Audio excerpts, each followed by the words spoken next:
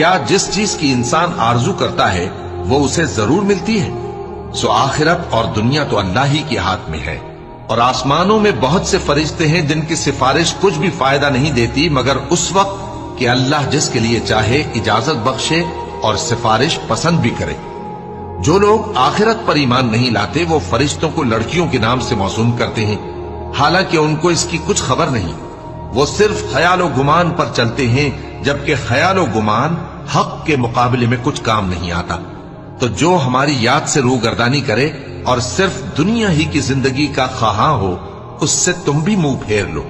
ان کے علم کی یہی انتہا ہے۔ تمہارا پروردگار اس کو بھی خوب جانتا ہے جو اس کے رستے سے بھٹک گیا، اور اس سے بھی خوب واقف ہے جو رستے پر چلا۔